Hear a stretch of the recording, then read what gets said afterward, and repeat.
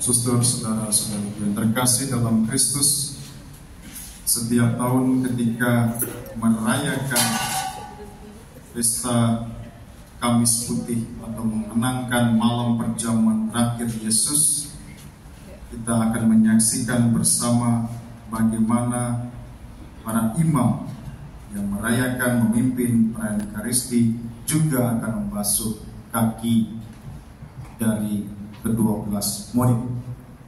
Mengapa tradisi ini tetap dipertahankan oleh gereja?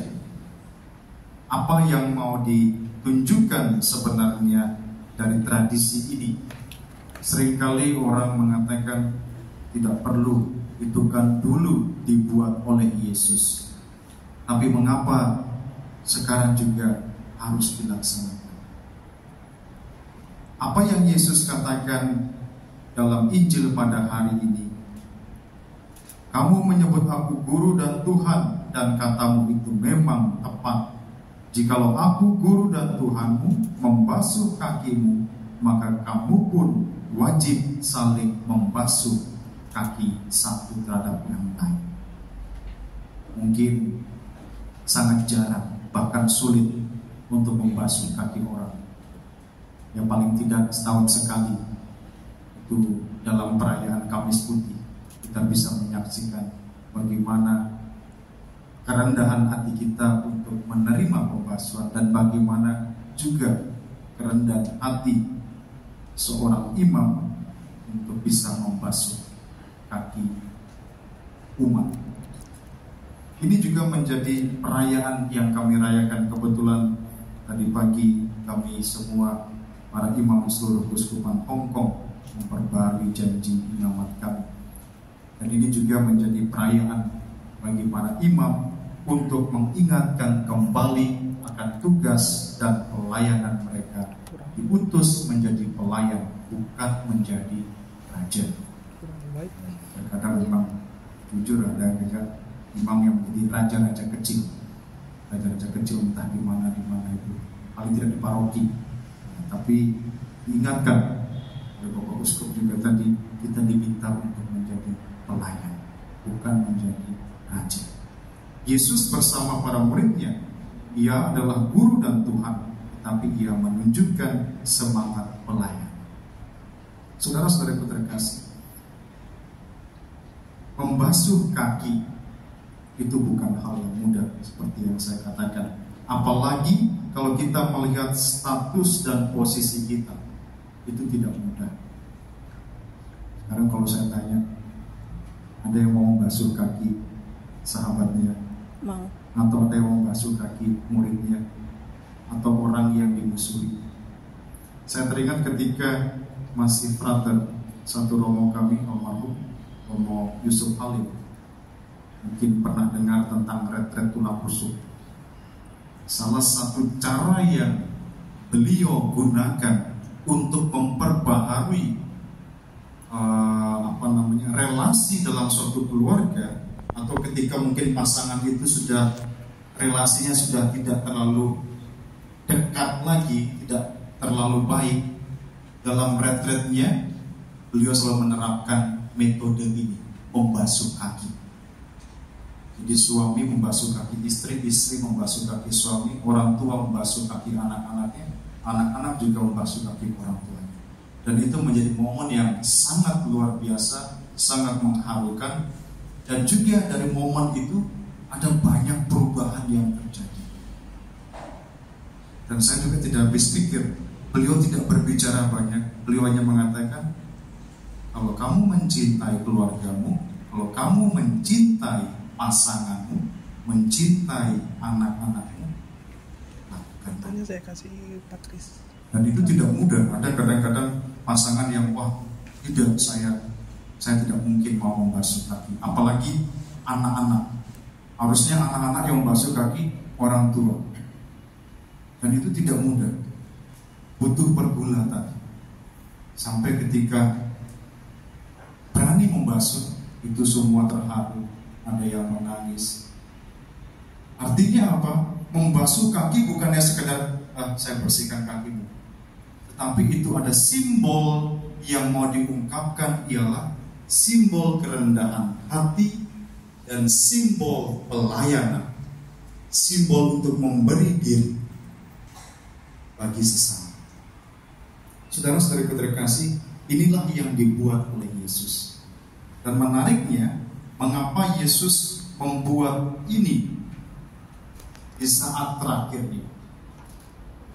Kalau dilihat Yesus dalam masa hidupnya, selama dia berkarya itu kurang lebih 3 tahun. Artinya apa? Perjamuan Paskah bersama para murid bukan pertama kali. Mungkin ini yang kedua atau ketiga kali. Tetapi dia tahu ketika di saat terakhir dia tidak lagi akan bisa merayakan perayaan Paskah bersama para muridnya, dia melakukan pembasuhan kaki.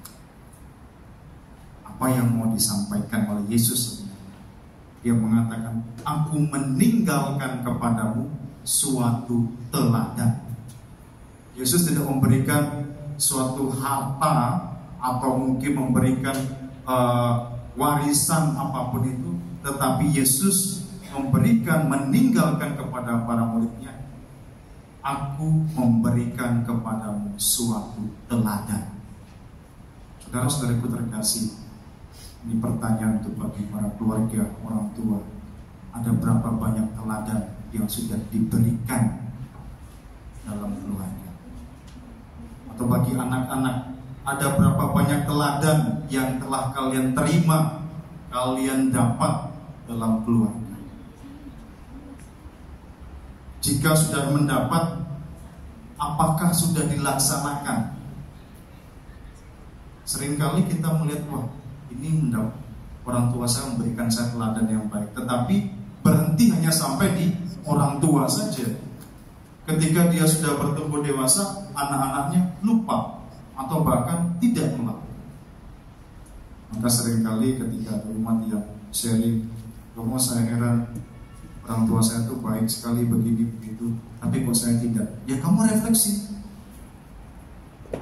Artinya apa? Kamu tidak bisa melanjutkan teladan yang sudah diberikan oleh orang tua. Atau kadang-kadang orang tua tidak, kamu saya ini kesalahan apa ya? Saya rasanya itu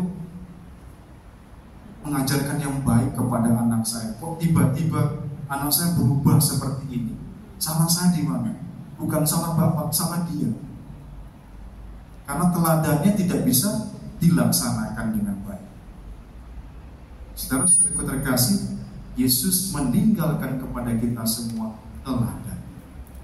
Maka pertanyaan bagi kita semua, sudah seberapa sering kita melaksanakan teladan yang diwariskan oleh Yesus ini? Sudah seberapa sering kita merendahkan diri kita dan melayani satu terhadap yang lain? Melayani itu bukan masalah supaya mendapat perhatian orang, supaya mendapat pujian dari orang. Melayani itu perkara saya mau memberi diri supaya orang juga selamat. Itu teladan. Bukan supaya dilihat, bukan supaya dipuji, tetapi supaya saya memberi diri berkorban untuk menyelamatkan sesama. Saudara-saudari terkasih, mari kita bersama memasuki Triduum di hari suci ini. Kita mengawali dengan teladan yang ditinggalkan oleh Yesus. Esok kita mengenangkan apa? Pengorbanan.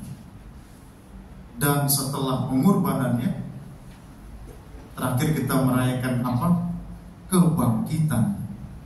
Dan setelah pada saat kebangkitan itu kita menjadi manusia yang baru. Kalau kita lihat bersama dalam liturgi gereja, itu sangat indah sekali. Maka kadang-kadang saya itu kadang-kadang jengkel kalau umat itu tidak mengikuti keseluruhan liturgi. Wah Romo, saya ikut misa kapan Paskah, kamu masih belum bangkit. Loh iya, prosesnya kan dari Kamis Putih wafat baru kemudian bangkit. Tiba-tiba bangkit, kapan kamu mati? Kita tuh kadang-kadang inginnya apa? Wah bangkit, sukacita. Inginnya yang bahagia saja. Jumat Agung, si Ibu Kromo. Jumat Agung itu penting. Kalau nggak ada Jumat Agung, malam Paskah tidak ada. Itu malam tirakatan. Tiba-tiba bangkit.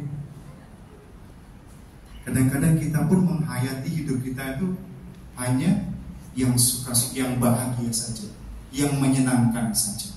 Tetapi kita ingat, liturgi gereja mengajarkan kepada kita bahwa semuanya itu adalah proses yang harus kita lalui satu persatu. Jangan tiba-tiba loncat bangkit. Bangkit, oh haleluya Romo. Waktu wafat hilang. Kita pun harus wafat bersama Kristus. Meninggalkan segala-gala yang jahat, meninggalkan segala-gala yang tidak baik, sehingga kita bangkit, kita betul-betul menjadi manusia yang baik. Mari kita bersama dalam Triduum di hari suci ini, kita merenungkan bersama penderitaan Yesus, teladan Yesus, agar kita pun memperoleh sukacita dan kebangkitan bersama. Tuhan berkati.